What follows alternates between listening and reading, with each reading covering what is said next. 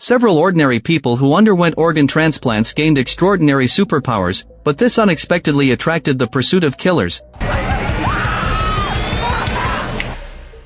As the music of professional fraud played, the four superpowered individuals launched a thrilling road chase. The girl with a transplanted heart acted as a turbocharger, the recipient of lung transplants turned into a pea shooter, the man wearing sunglasses, who received a cornea transplant, snapped his fingers and changed the color of the traffic lights. After a period of chaos, although they managed to escape by luck, the mastermind behind the scenes wouldn't let them go so easily. A few days ago, in a hospital, Mary and her father George were going through discharge procedures. What surprised the doctor was that the girl had just undergone a heart transplant yesterday and should have some rejection reactions, but today she looked as if nothing had happened. Although he was very curious about what was going on, he could only let Mary be discharged now. George then took his daughter to eat the barbecue she had been longing for. After this incident, the father was afraid that Mary would get hurt again, so he gave in to her in everything. But he didn't allow Mary to do strenuous exercise anymore, and bought a monitor to keep track of her heart rate in real time. But Mary still wanted to practice taekwondo. Looking at her old father's tearful appearance, Mary was instantly speechless. It turned out that George ran a taekwondo gym, and was once a national team player. Influenced by him, the girl also fell in love with this sport. She had great talent and even soon surpassed her father, but now she could only sit in the rest area with protective gear on, and watch the children practice. At this time, the landlord came to talk to George about the rent. When Mary saw her father leave, she couldn't resist the urge to practice, so she went on the field to teach the children skills. Unexpectedly, she kicked the ceiling to pieces with one kick. George immediately froze in place. 우리 도장에 크게 될 놈이 들어왔습니다. Mary walked on the street, watching girls of her age hanging out together, running and playing happily, looking at herself. She not only had few friends due to family and personality reasons, but also couldn't do strenuous exercise because of her heart problem. Thinking of this, she couldn't help feeling a little sad. Suddenly, Mary thought of what had just happened and decided to test her limits. But this test surprised even herself. Her running speed was far beyond the human limit, and with a leap, she could surpass tall buildings. It seemed that the Earth's gravity had lost its effect on her. Before the girl could feel happy, the video of her running had been posted online. The man in front of the screen found her, threw the words on the clothes around Mary's waist, but when he tried to take a clearer video, to take back for research, he was accidentally discovered by Mary. The girl suddenly grabbed the man's wrist, and no matter how hard he struggled, he couldn't escape. Mary didn't let go until she saw the tattoo on his wrist. It turned out that after the heart transplant, a similar tattoo appeared on Mary's wrist, and the tattoo of the man John appeared after his lung transplant. John reminded Mary not to let her family know about her ability. The girl then asked what John's ability was. The other person drank up the drink in his hand.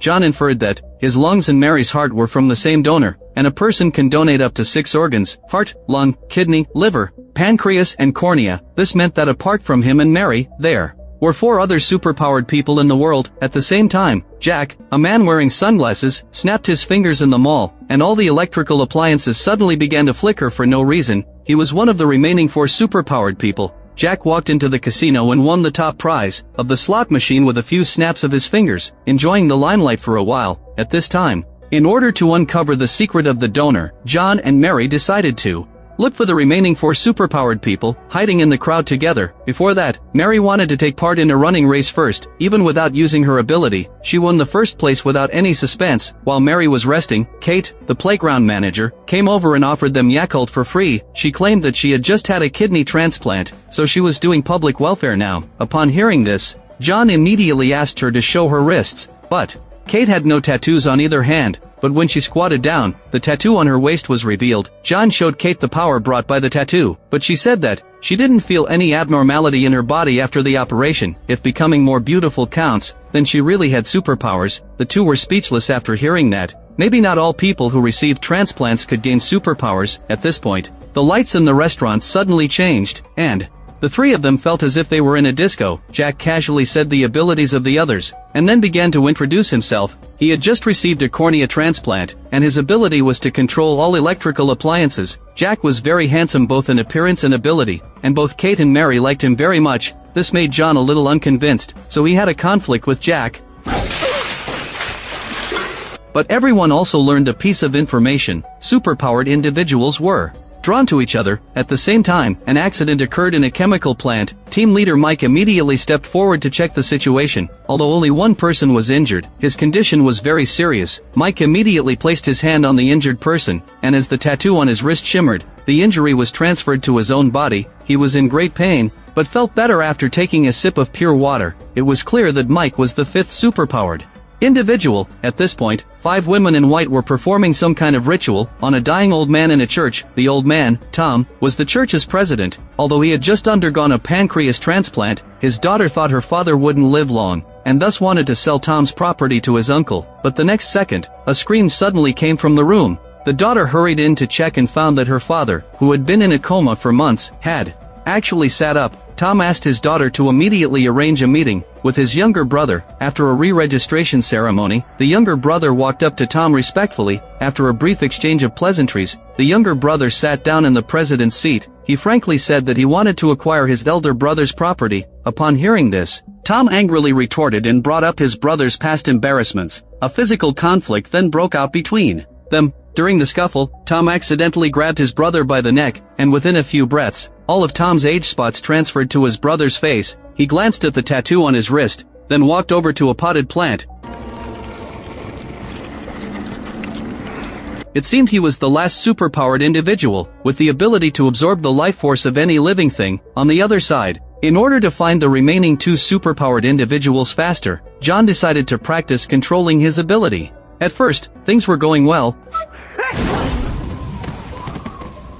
During a break, John learned that Mary had taken a year off school due to illness, which was why she had few friends. It seemed this seemingly lively and cheerful girl also had her own worries, so he changed the subject, mentioning the fate of superpowered individuals. The villain would be one of them, and he would steal the other superpowered individual's abilities. But upon hearing this, Mary wasn't afraid and even started joking around with John. She assured him that she would defeat the villain. But who was this villain? John joked that it was the guy who snapped his fingers. At this point, Kate walked over pushing a drink cart, claiming she had finally discovered her own superpower. Mary asked her why she wanted to get superpowers so much. Kate replied without hesitation that with superpowers, she could save people, just like Superman. At this point, the notification sounds of the 3 people's phones rang. At the same time, it was a distress message from Jack in the group chat. He had previously used his ability to win nearly 100 million won in the casino. It was no wonder that the casino staff suspected him. Jack explained that he had superpowers. The next second, John suddenly pushed the door open and walked in. Jack was very moved, but John made a sharp turn and headed straight for the toilet. Shortly after, Kate and Mary arrived at the scene. The boss reminded them that minors weren't allowed in the casino, and Kate couldn't sell Yakult here either, but the two insisted on taking Jack away. John also came out of the toilet and joined them. The boss was so angry that he stepped forward quickly, wanting to take action. John let out a sneeze and immediately ended the fight. The 4 hurried out of the casino. Kate immediately got into her drink cart and drove, while Mary used her ability to activate turbocharge for the vehicle. Unexpectedly, not only the casino boss was chasing them, but also professional killers sent by Tom's daughter. She was envious of her father's ability. After communicating with a top medical doctor, she planned to find the other 5 people for experiments. The 3 groups raced wildly along the street. When Mary saw that the pursuers were getting close, she stepped up the speed. The people in the car were confused, unable to turn off that catchy music no matter what. Jack took the opportunity to use his superpower to change the colors of the traffic lights. Just as they reached a curve, Mary made an emergency drift, which allowed them to shake off the pursuers. But at this point, George suddenly called. Mary wanted to hang up, but accidentally got separated from the others. She had to run on walls and leap over eaves, saving her teammates in the nick of time when the drink cart was about to hit a wall. But the casino boss and the killers caught up again. John in the car immediately started throwing Yakult wildly, and also activated his skill to act as a pea shooter, blocking the car windows of the boss and the killers, thus shaking them off. Just as Mary and the other 2 were triumphant, Jack, who was in front of the car, shouted for Mary to look ahead. The drink cart immediately lost control, and they crashed into a barbecue restaurant. After eating and drinking their fill, John and Jack started arguing again. John blamed Jack for getting them on the run, and Jack retorted right away. Mary hurriedly tried to mediate, but Jack didn't listen at all and revealed John's dark past of plagiarizing his friend's script despite being a screenwriter. John was so angry that he immediately slapped Jack, which completely escalated the conflict between them. Jack also exposed John's behavior of maliciously posting negative reviews, living as a freeloader at his friend's house, and said that if he were to live like that, he would have ended his own life. Long ago, upon hearing this, Kate had an immediate stress response. She stopped Jack from speaking further and turned to comfort John. Unexpectedly, John pushed her away and spoke harshly to Mary. The group split up on bad terms, leaving Mary standing there, stunned. The friend she had just made had fallen out again. After a while, anxious George rushed into the dojo. He finally felt relieved when he saw his daughter. It turned out that Mary hadn't been answering her father's calls. George demanded to know where she had been, saying he'd been worried sick. Mary burst into tears and told her father that the friends she'd finally made had fallen apart. She wondered if she was destined to be alone forever. Her father was always controlling her, and she even thought it would be better to die. After saying this, Mary threw away the monitor in her hand and ran off in sorrow. In fact, George knew he had been problematic, but he didn't know how to do better. On the other side, Kate silently placed several bottles of Yakult in a hospital ward. The young man in the hospital bed was a firefighter. He had saved Kate when she tried to end her own life, but ended up seriously injured and in a coma. At that time, the man had just married his wife, so Kate had been living in guilt ever since. This was why she had a stress response to Jack's words, and also the root reason. She wanted to become a superpowered person to save others. The next day,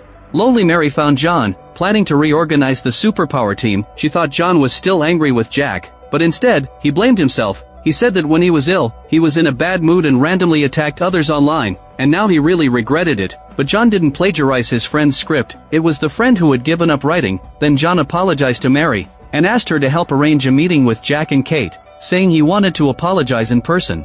But when the meeting time came, John was nowhere to be found. Jack was criticizing John, while Kate wanted to quit the team. She thought she had no superpowers, and was holding everyone back. Mary hurriedly comforted her. At this point, a violent explosion suddenly occurred at a nearby chemical plant. Team leader Mike immediately arranged for his team members to evacuate, while he tried to rescue the employees who hadn't escaped yet, but he didn't have the ability to break through the iron gate. Luckily, Mary arrived in time. The super strong girl kicked open the iron gate with one foot, then kicked it a few more times, but the last explosion-proof door was really too thick. Just as the two were at a loss, loud music suddenly started playing. John appeared, but quickly turned back. The smoke inside the door was so thick that he couldn't see anything. Jack then snapped his fingers and pinpointed the location through the trapped workers' phones, but John and Jack, the pair of rivals, started arguing again. In the nick of time, Kate shouted at both of them. Mary then grabbed John and marched straight ahead, while Jack kept using the injured person's phone to indicate the location. With everyone working together, they finally rescued the injured. Mike shouted anxiously, trying to wake the injured person, but there was no response. The situation was urgent, so he didn't care about hiding his ability anymore, and immediately started treatment. Within a few breaths, the injured person recovered, but the injuries transferred to Mike left him unable to speak, so he couldn't recover by drinking water. Could they only watch Mike die helplessly? Kate anxiously grabbed John's hand, and asked him to think of a way. At this point, the tattoo on Kate's waist suddenly lit up, echoing with the tattoos of Mike and John. The next second, Mike suddenly stood up. No one knew what had happened, but regardless, Mike was saved. But before they could celebrate, the chemical plant's alarm suddenly went off. Everyone hurried to run outside. At this point, Kate noticed that Jack was missing. It turned out that by checking Mike's phone, he learned that Mike needed water to recover, so he ran to find water, but he wasn't familiar with the internal structure of the chemical plant, and got lost. After a brief discussion, they decided that John would take the injured person out first, while Mary and Kate, led by Mike, went back into the factory to find Jack. At this time, Jack looked at the bright emergency lights, and recalled painful childhood memories, causing his ability to malfunction. He ran blindly deeper into the factory. On the other side, John sent the injured person to the ground, then resolutely put on smoke-proof glasses, and went back into the factory. 그쪽 아닙니다. John found Jack, grabbed him, and tried to evacuate, but Jack couldn't move due to oxygen deprivation. Without hesitation, John kissed him. After successfully rescuing Jack, they gathered excitedly to celebrate the success of their teamwork. Kate praised Mike as a true hero, and Mike thanked her for saving his life. The relationship between John and Jack also eased after their intimate contact. This way, the Superpowers special team with a huge age gap was officially formed. Mary also enthusiastically gave Mike the codename Battery. After the gathering, Mary, in a great mood, flew home and happily shared with her father, who was repairing the car, that she had made friends. But George was in no mood to listen to his daughter. He told her to stay away, as she might get hurt.